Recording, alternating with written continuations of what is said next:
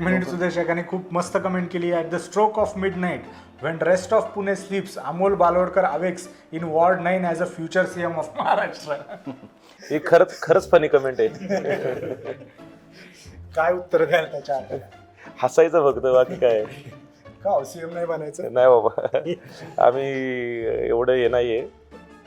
जे आपण एक लहान कार्यकर्ता आहे, आता नगरसेवक होण्यासाठीच आपल्याला एवढं झगडावं लागलं. त्यामुळे आहे ते काम आता पूर्ण करायचे, समोर जे काय पडेल. आमच्या सहकारी मला वाटतं आलेले आहेत काहीतरी अपडेट घेऊन. एक महत्त्वाची अपडेट, अमोल बालवडकर यांचा विजय झाला असल्याचा या ठिकाणी जाहीर करण्यात आलेला आहे. या ठिकाणी अमोल बालवडकर यांचा विजय झाला असल्याचं सांगितलं जात आहे. मिटकरी आमचे सुदेश पुण्यातले सहकारी ते नेमकेच जेवायला गेले होते कंटाळून की आता डिनर ब्रेक झालाच, कोणतरी अफवा उठवली आणि ते डिनरला गेले. मी बसलो आणि नेमकंच निकाल जाहीर झाला आणि मग ते जेवण सोडून आले. आमची तर रिॲक्शन तुम्हाला दिसली आहे. तुमची रिॲक्शन काय होती जेव्हा पहिला निकाल ऐकला? निकाल ऐकला तेव्हा कार्यकर्ता जिंकला. अमोल बालवडकरपेक्षा कार्यकर्त्याला जिंकवायचं होतं मला, आणि ते जिंकवण्यासाठी मी नाही तर माझ्या भागातल्या जनतेने मला कार्यकर्त्याला जिंकवलं. त्यामुळे ती भावना होती की बाबा जर आपण जिंकलो नसतो, खूप चुकीचा मेसेज या महाराष्ट्रामध्ये गेला असता. आपण तो फोटो बघूया तुमचा त्या दिवशीचा. हा पहिल्यांदा निकाल लागल्यानंतर तुमचा पहिला फोटो समोर आला आणि या फोटोमध्ये जर बघितलं तर तुम्ही काही फार आनंदी जल्लोष करता असे नाही जातात, डोळे काहीसे पाणावलेत. या क्षणाबद्दल सांगा, नेमकं काय फील करत होते?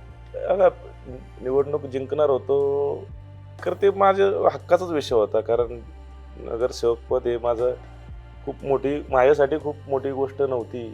पण ज्या पद्धतीने मला परत झिरो केलं होतं आणि ती घेण्यासाठीच मला परत झगडावं लागलं. त्यामुळे जी गोष्ट आपल्या हक्काची आहे आणि ती जर आपल्याला समजा आपली एखादी वस्तू हरवती, समजा वॉच आपलं हरवलं आणि परत तेच आपल्याला भेटतं, कारण हे आपलंच आहे, आपल्याला भेटलं ते आपला हक्क आहे. अश्रू अनावर झाले होते?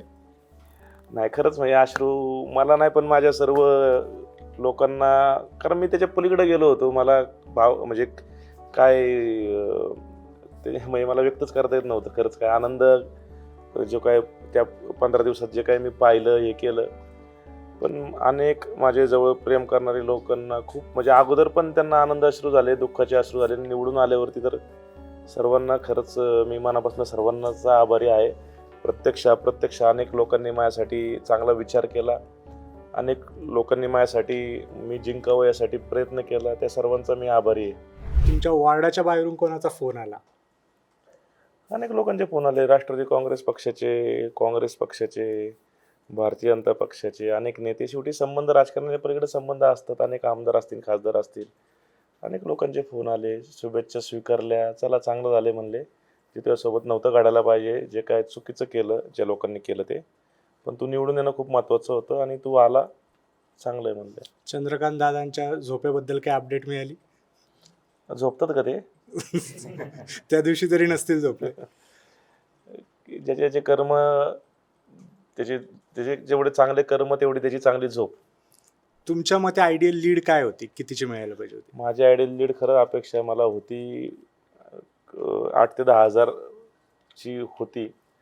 पण चंद्रकांत दादा पाटील खेळाडू आहेत ना, त्यांना असे खेळ खेळायला आवडतं. त्यांनी म्हणजे असं केलं, पक्षाविरोधीच काम केलं त्यांनी भाजपच्या. आणि जे अपक्ष आमचे बंडखोर होते राष्ट्रवादीचे, त्यांच्याशी संगनमत करून 2 मतदान तुम्ही तुमच्यासाठी मागून 2 मतदान उरलेलं जे आहे ते भाजपला द्या. म्हणजे स्वतःच्याच त्या 2 गटातल्या भाजपच्या उमेदवारांना त्यांनी वाऱ्यावर सोडून दिलं. 2 व्हिडिओ आले होते पैसे वाटतानाचे. कोणाचे होते काय होते माहित नाही. एका व्हिडिओमध्ये NCPचा झेंडा होता. काय होतंय नेमकं? काय कोणी कोणाचे झेंडे वापरू शकतं. एखाद्या कार्यकर्त्याला जर ट्रॅप लावून करायचं, त्या गाडीत काहीतरी दुसरे झेंडे ठेवायचे, दुसरे पॅम्पलेट ठेवायचे. हा, ते पोलीस तपास करतील त्याचा. लेट्स अज्युम विरोधकांनी पैसे वाटले होते. आता आम्ही तरी त्या प्रभागाच्या जवळ राहतो, आमच्यापर्यंत बातम्या आल्यात. तुमच्यापर्यंतही बातम्या आल्या असतील की तुमच्या पक्षातनं नाही बघा, दुसऱ्यातनं किती पैशाचं म्हणजे काय पर सीट किती होती? नाही ते मला हो का, मी उमेदवार आहे. कोणी अप्रत्यक्ष मला माहित नाही कोणी काय करतं. लेट्स अज्युम विरोधकांनी वाटले, पण किती वाटले पर मतदार? नाही, मला तर या विषयाची काय खरंच काय कल्पना नाही. लोकांचं प्रेम होतं, लोकांच्या प्रेमामुळे आम्ही निवडून आलो. 10,000 का? सेफ होता, म्हणजे 10च्या वरच असतं. 10,000ने लीडने आम्ही मतदान निवडून, हा आकडा माझ्या डोक्यात होता. 10,000च्या मतांनी लीडने निवडून. नीट ऐका तुम्ही, त्याचा गैरअर्थ काढू नका. त्यामुळं शेवटी लढाई आहे. लढाईमध्ये आता राजकारणात बऱ्याच गोष्टी चालतात. आता काही गोष्टी कोणी केल्या, प्रत्यक्ष केल्या, याची काही मला काही कल्पना नाही आहे. पण शेवटी समोरच्या व्यक्तींनी प्रतिष्ठेची निवडणूक बनवली होती. त्यामुळे अनेक गोष्टी ज्या व्हायला नाही पाहिजे त्या पण झाल्या असतील आमच्या भागामध्ये. तुमचं जे लीड होतं तुम्ही ठरवलेलं ते तर ऍक्च्युली घटलंच, पण ज्या मतांनी निवडून आले त्याच्यात देखील मोठा वाटा चांदेरे यांचा आहे. कदाचित त्यांची एवढी ताकद नसती किंवा पॅनल टू पॅनल तुमचं मतदान राष्ट्रवादीचं झालं नसतं तर तुमची सीट देखील धोक्यात आली असती. 100% ना. मी लहान कार्यकर्ता, मी मगाशीच म्हणलं की ते आमचे ज्येष्ठ सहकारी आहेत आणि प्रत्येकाचे काही ना काही प्लस पॉईंट असतात. त्यांनी आमच्या दोघांना कामाची माणसं म्हणतात आमच्या प्रभागामध्ये. रस्त्यावरती उभं राहून ते काम करणार आहेत, रस्त्यावरती उभं राहून मी काम करणार आहे. बाणेवरचा पाणी प्रश्न मी सोडवलेला आहे, अख्ख्या जनतेला माहिती आहे. सूस माळुंग्यासाठी त्यांनी काम केलेलं आहे, सर्व जनतेला माहिती आहे. त्यामुळं आमचं कॉम्बिनेशन असं होतं की आमचं एकमेकाला बरोबर फायदा होत होता. जिथं ते कमी होते तिथं मी प्लसमध्ये त्यांना नेत होतो, जिथं मी कमी पडत होतो तिथं ते मला प्लसमध्ये नेत होते. त्यामुळं अनेक अनुभवी ह्या लढाईमध्ये जर आपल्याला अनुभवी साथीदार असेल निवडणुकीमध्ये तर निश्चितपणे ही चांगली गोष्ट आहे. आणि त्यांच्या संपूर्ण परिवाराने खूप प्रामाणिकपणे काम केलं आणि निश्चितपणे माझ्यासारख्या कार्यकर्त्याला त्याचा फायदा झाला. हे मान्य करतोय ना मी. अजून किती वेळा आता लिहून देऊ का तुम्हाला? म्हणजे नाही अमोल बालवडकर विजयी विजयी डिक्लेअर करा, घोषणा करा, आम्ही सांगत होतो, आमच्याकडे अधिकृत आलेलं नाहीये. आणि मग तुम्हाला तरी वाटलं होतं का की एवढी तुमची रंगत नाही मला आणि 1-1.5 वाजणार आहे म्हणजे? कारण ही निवडणूक मी सांगितलं कार्यकर्ता विरुद्ध नेता आणि काही नेत्यांनी मोठी केली, प्रतिष्ठेची बनवली होती. म्हणजे या प्रभागाकडे विशेष लक्ष चंद्रकांत पाटलांनी दिलं, विशेष लक्ष मुरलीधर अण्णा मोळ यांनी दिलं, विशेष लक्ष बावनकुळे यांनी दिलं. ते पण स्वतः 3 नेते मातब्बर एका प्रभागात येऊन गेले. त्यांचे प्रत्येक यंत्रणा त्यांनी सर्वांची स्पेशल या भागामध्ये लावली. त्यामुळे ही लढाई प्रतिष्ठेची झाली होती आणि त्यांच्या समोर मी कार्यकर्ता म्हणून लढाई लढत होतो. महाराष्ट्रात सगळ्यात जास्त लीडनं निवडून येणारे लहू बालवडकर हो. तुम्ही लिहून ठेवा. आता त्यांनी कुठं लिहून ठेवलंय काय माहिती, ते बघायला पाहिजे. त्यांची भविष्यवाणी. मी तेव्हाच कॉन्फिडन्स म्हणलं, अरे मी तर तेव्हा बोललो चंद्रकांत जेवढे फिरतील तेवढं चांगले माझ्यासाठी, की माझं लीड वाढतील. चंद्रकांत आलेच नाही मग कुठं. मग त्यांनीच ते फोनवरती ह्याला बोलून घे त्याला बोलून घे छुपा प्रचार करत होते. ऑन फील्ड कुठं नाही आले ते. त्याच्यामुळे तुमचं लीड कमी झालं असं वाटतं? निश्चितपणे हो का, प्रत्येकाची ताकद असते. मी काही कोणाला कमी समजत नाहीये. पण तुम्ही कोणासोबत ताकदीचा वापर करा. माझ्या आई वडिलांनी मला शिकवलं की जर तुमच्याकडे ताकद असेल तर तुम्ही तुमच्यापेक्षा मोठ्या माणसासमोर ती दाखवा, ना की तुमच्या छोट्या माणसासमोर ती ताकद वापरा. आता चंद्रकांत पाटील माझ्यापेक्षा मोठे नेते आहेत, पण त्यांनी त्यांच्यापेक्षा छोट्या कार्यकर्ते पुढे ते ताकद वापरत बसले. ठीक आहे, माझं थोडं लीड कमी झालं, पण शेवटी सत्य परेशान होऊ शकता, पराजित नाही होऊ शकता. इतकी वर्ष झाले तुम्ही भारतीय जनता पक्षात काम करताय आणि आत्ता जस्ट काही दिवसांपूर्वी तुम्ही राष्ट्रवादीमध्ये प्रवेश केला. तर या दोघींची जी सिस्टीम आहे पक्ष चालण्याची, यात काय फरक जाणवतो तुम्हाला? आता बघा, मी तर राष्ट्रवादी काँग्रेस पक्षामध्ये येऊन काही 20 महिना पण नाही आला, म्हणजे साधारण आता 20-21-22 दिवस झाले असतील. पण अजितदादांची काम करण्याची स्टाईल मला माहिती ना पहिल्यापासून. त्यांची काम करण्याची स्टाईल ग्रामीण भागामध्ये त्यांचं वर्चस्व, पुणे जिल्ह्यामधले तरुण आत्ता प्रभावित आहे अजितदादांच्या कामाच्या शैलीकडे पाहून. आणि जे खरं आहे ते खरंच आहे.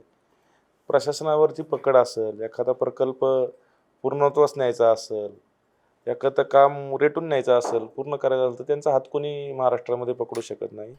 आणि असं नेतृत्व जर आपल्या पाठीशी उभं आहे तर निश्चितपणे अभिमान वाटतो.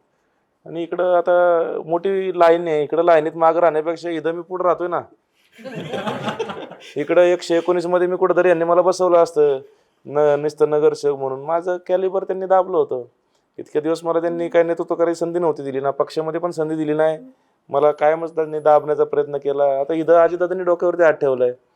त्यामुळं माझे आता जे काही गुण अवगुण सगळे त्यांनाच बघायला भेटतील. आता यांना राजकीय पुनर्जन्म झालाच ना, खरंच झाला. सर, मग आता पुढच्या आमदारकीला समजा दादांनी डोक्यावर हात ठेवला तर कोथरूड मधून उमेदवारी करणार का?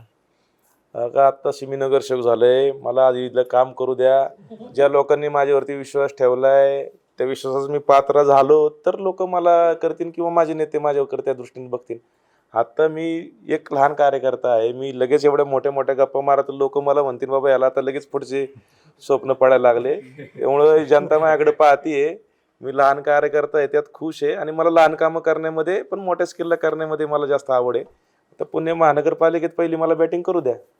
आता फडणवीसांचं कौतुक झालं, अजितदादांचं झालं, पण मनातला नेता फेवरेट कोण आहे, अजितदादा की फडणवीस?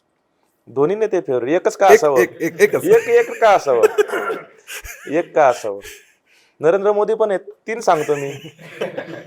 3 सांगतो. सिद्धेश. नमस्कार सर, सगळ्यात आधी अभिनंदन तुमचं. माझा प्रश्न हा होता की BJPने तुमचं तिकीट कापलं 15 मिनटं किंवा अर्ध्या तासापूर्वी, तर तुम्हाला असं का वाटलं की आपण राष्ट्रवादीमध्ये जावं किंवा बाकीचे पण पक्ष होते तर तुम्ही त्याच्यामध्ये का नाही गेलात? हा पुणे शहरामधला क्रमांक 2चा पक्ष राष्ट्रवादी काँग्रेस पक्ष आहे. राष्ट्रवादी काँग्रेस पक्षाचे सक्षम नेते अजितदादा पवार आहे आणि शेवटी प्लॅन ए नंतर प्लॅन बीकच माणूस पाहतो. त्यामुळं आणि स्वतःहून दादांनी मला त्यांचा एका कार्यकर्त्यावरती अन्याय होते म्हणून त्यांनी मला फोन केला. त्यामुळं तो माझ्यासाठी सुवर्ण संधी होती. आणि एखादा लढावया असतो, त्याच्या हातामध्ये जरी त्याच्या बंदूक नाही भेटली किंवा त्याला दुसरी जरी गोष्ट भेटली तरी तो लढावया असतो. तो आपल्या लढायला शस्त्र पाहिजे हातामध्ये आणि ते शस्त्र मला अजितदादांनी दिलं लढण्यासाठी. या देशातल्या राजकीय अडचणीची भीती वाटते का आता? माझा कुठला कारखाना नाही, माझं कुठली बँक नाही, मी सर्वसामान्य कार्य उलट खिशातले हायदे पैसे खर्च करून बसलोय राजकारणासाठी. त्यामुळे मला कशाची भीती आहे? माझा काय 2 नंबरचे धंदे नाही, माझी काय गुन्हेगारी पार्श्वभूमी नाहीये. मग भ्यायचं कशाला? काय कारण आहे भ्यायचं? पण याची दुसरी बाजू की भाजपमध्ये निष्ठेचं फळ मिळतं. तुम्ही वारंवार कोथरूडचं भाजपमधली निष्ठा, आता निष्ठा वेगळी आहे. नेत्यांच्या पुढं पुढं करणे म्हणजे निष्ठा. हे आता भाजपमध्ये पुणे शहरामध्ये आमच्या भागात तरी ते चाललंय. पण तुम्ही ज्याचं वारंवार उदाहरण देत होते, कोथरूडच्या आमदार ज्या राहिल्या होत्या मेधा कुलकर्णी, त्या 5 वर्ष थांबल्याच की त्याच्यानंतर त्यांना राज्यसभेवर मिळालंच की, तसं तुम्ही थांबू शकता? मला नाही एवढी अपेक्षा नाही बाबा राज्यसभेची किंवा काय. माझा आहे ते कार्यकर्ता, मला लोकांची कामं कशी करणार मी? शेवटचा प्रश्न जाण्याआधी मला वाटतं सगळ्यात महत्त्वाचा, तुमचा एरिया आमच्यापासून जवळ आहे, तुमचा एरिया तुम्हाला खूप जास्त चांगल्या पद्धतीने माहीत आहे, तर तिथले 3 चांगले खाण्याचे स्पॉट सुचवा आम्हाला तुमच्या फेवरेट. पहिलं आमच्या घरी या. दुसरा का आपल्याला महाराष्ट्रीयन आपण ह्याच्यातले आहोत. बारडे हाय स्ट्रीट तिथं आहे. तुम्हाला जर कॉन्टिनेंटल वेस्टर्न काय खायचं असेल तर बारडे हाय स्ट्रीटला भरपूर सारे तुमचे फेवरेट सांगा जरा. चांगले हॉटेल्स आहेत. प्रिसाईज म्हणजे माझं तिथेच फेवरेट जाऊन. आहे आमच्या शेतामध्ये या. आम्ही स्वतः मी तुम्हाला आमच्या भागामध्ये कुठल्या हॉटेलमध्ये जेवताना दिसणार नाही. मी कधीच मला हॉटेल फुल खरं आवडत नाही, तुम्हाला खोटं वाटेल. मला स्वतः आम्ही मित्रपरिवार कधी आठवड्यात नाही 2दा आम्ही जमतो, शेतामध्ये खाली जातो, तिथं स्वतः आम्ही बनवतो आणि स्वतः खातो. नॉनव्हेज बनतं, व्हेज कोण बनवणार नाही. पण आहेत हॉटेल्स चांगले आहेत, महाराष्ट्रीयन अनेक हॉटेल्स आहेत. बरेच जण माझ्या ओळखीचे आहेत, त्यामुळे एकाचं नाव घेतलं आणि एकाचं नाव नाही घेतलं तर बाकीचे लोक नाराज होतील. त्यामुळे पण प्रामुख्याने मला असं वाटतंय की फूडच्या बाबतीत हॉटेलचं तुम्ही खाण्यापेक्षा स्वतःच्या आरोग्यासाठी तुम्ही स्वतः बनवून खावा. कारण माझी हॉबी आहे कुकिंग करणं. मला खूप बनवायला आवडतं, स्पेशली नॉनव्हेज. मी सर्व बनवतो, biryani, chicken, mutton, tandoor, fish. फक्त चपाती भाकरी येत नाही मला बनवता, बाकी सर्व येतं. आणि माझ्या मित्रपरिवाराला मी माझ्या हातचं बनवलेलं आवडतं, त्यामुळेच बाकी सर्व प्रिपरेशन त्यांचं रेडी असतं. मी फक्त गेले की मेन शेफ कसं काम करतो तसं करतो. तुमच्या मित्राची पार्टी झाली का नाही विजयानंतर? झाली ना, ढवारा झाली ढवारा. खूप पार्टी. आता काय शेवटी मित्रांचा आनंद आणि त्यांचा आनंद माझा आनंद. कारण एवढी मेहनत करणारे मित्र परिवार भाऊ सहकारी माझे भेटले. खरं तर मी माझं भाग्य, म्हणजे मी पराजित जरी झालो असं तरी मी खूप भाग्यवान आधीच समजवतो स्वतःला की आपल्या मागे एवढी लोक आहेत हे आपल्याला आज कळलं, आपल्यावर जेव्हा अडचण आली.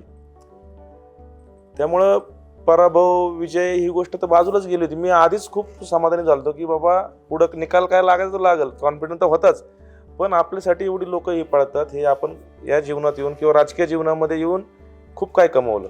तर काय कमवलं तर एवढी लोक मी कमवली माझ्यासाठी. माझ्यावरती जर दुःख आलं तर माझ्यासाठी रडणारी लोक पाहिली मी. माझ्यावरती आनंद झाला तर माझ्यासाठी आनंद अश्रू पण डोळ्यामध्ये येणारी लोक पाहिली आणि त्या हजारोच्या संख्येने पाहिली. त्यामुळं अजून माणसाला काय पाहिजे जीवनामध्ये. तुमच्या आजच्या नॉनव्हेजची वाट बघतोय, आमंत्रण लवकर द्या. आज गणेश जयंती आहे तर तुम्ही शनिवारी रविवारी तुमचा वेळ काढा. मला तर आवडेल, तुम्ही आले तर अजून आनंद होईल. नक्की वेळ सगळे दिल्याबद्दल व्हरायटी पाहिजे. धन्यवाद. लवकरच जेवायला भेटू. येस नक्की. खूप खूप धन्यवाद.